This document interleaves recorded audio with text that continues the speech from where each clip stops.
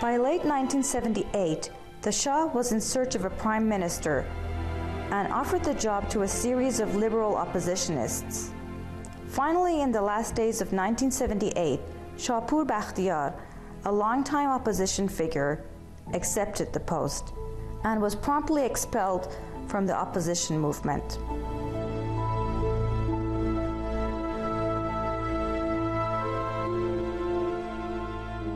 I don't know enough about Jimmy Carter's mindset.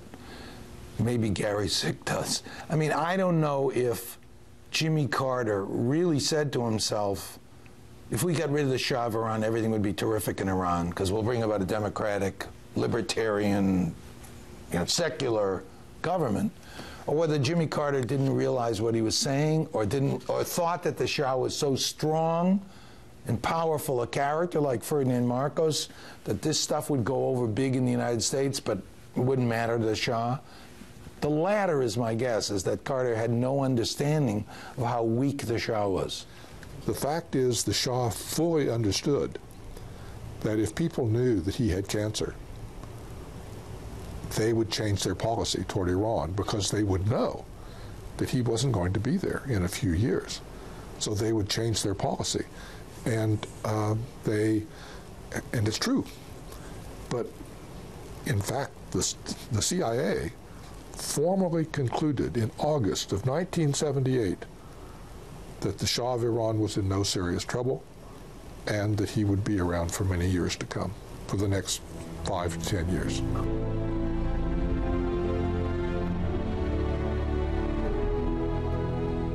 On January 16, 1979, Shah left Iran.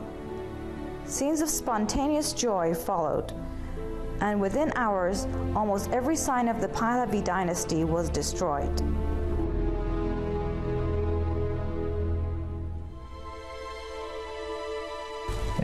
What happened is that I was just watching the television scenes. At the time, television was much less powerful medium that it is today. There was no CNN and there was no internet. The media was much more limited, but you saw the volatility of the situation. You saw the demonstrators, you saw the zeal, the energy, the excitement, and you realize that it's something much bigger than just, ad hoc demonstrations over economic situation or local grievances because of the killing of 1 or 2 demonstrators. So it was very impressionist reaction, really, not based on necessarily thorough examination of the situation as it was going. But then once it started developing, obviously, I got deeper into it, and it turned out to be what it is, one of the great events of the 20th centuries.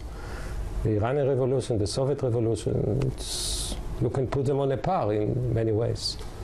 When I took over the Iran desk in the State Department in June of 1978,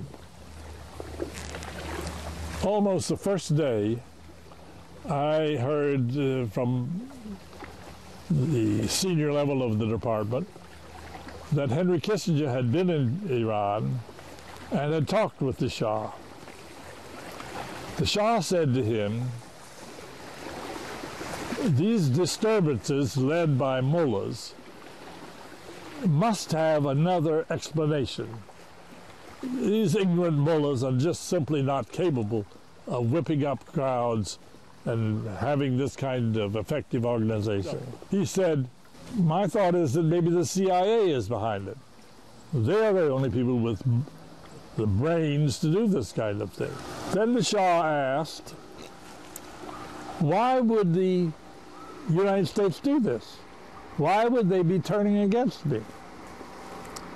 He said, I have 2 theories.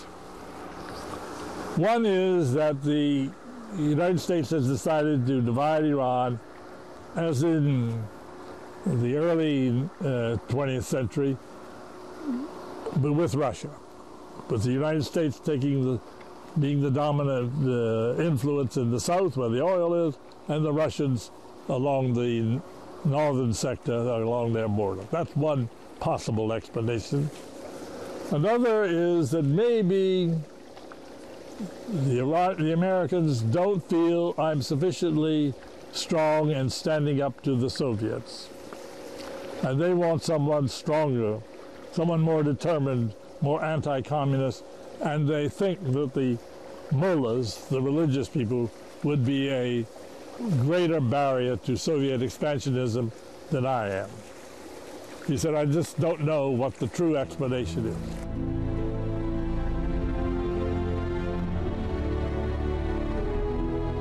On February 1st, 1979, Ayatollah Khomeini returned to Tehran in a chartered Air France Boeing 747. The welcoming crowd of several million Iranians was so large, he was forced to take a helicopter after the car he was transported in from the airport was overwhelmed by an enthusiastic welcoming crowd.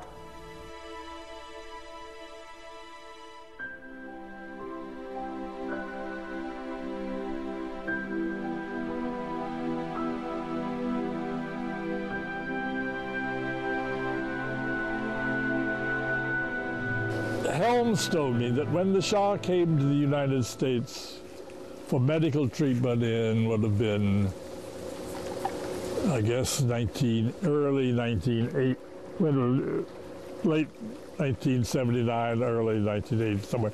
Helms went to see him in the hospital in New York. And the first thing the Shah said to him was, "Why did you Americans turn against me?" So certainly by the time the revolution got underway, he had his doubts about us, and I think it affected his ability to manage the crisis. I really regret to say that the answer is no. And part of the problem is that because of the bargain that was made by Nixon and Kissinger, it basically put all of our eggs in one basket. Basically, our entire security strategy in the Gulf was built not around Iran, but about one man, on the Shah. And the fact that he might disappear was simply unthinkable. I mean, it was, people had just put that out of their mind completely. And as I say, the CIA, 4 months before the Shah left the country, said that he was firmly in command and was going to be the leader of Iran for the foreseeable future. And that was a formal national intelligence estimate that they did in the summer of 1978.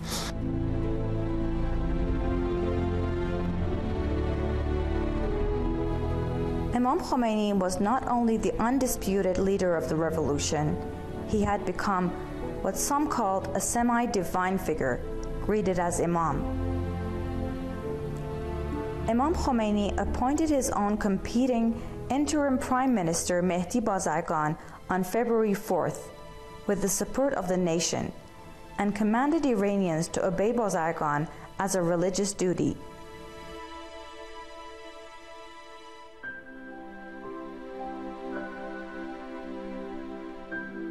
The people who were involved in the revolution, some of whom I interviewed later on for my own book, told me quite explicitly that they were astonished at how fast this all happened. That we were too, of course, the U.S., but that they really had not expected this to happen, that the Shah's, what appeared to be an impregnable regime, a very powerful organization, government, just vanished. And it's a long, complicated story, but ultimately, as I say, we really looked to the Shah to handle the problem, to deal with it. And by the time we realized that he really wasn't capable of dealing with it, it was far too late. And in fact, there was not a lot that we could do. I mean, the United States wasn't going to send troops to Iran or do something really dramatic like that.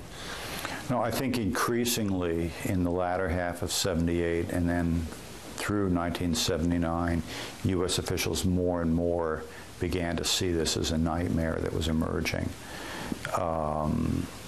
because they saw these new forces that Ayatollah Khomeini was leading, millions and millions of people, mostly from the traditional lower classes,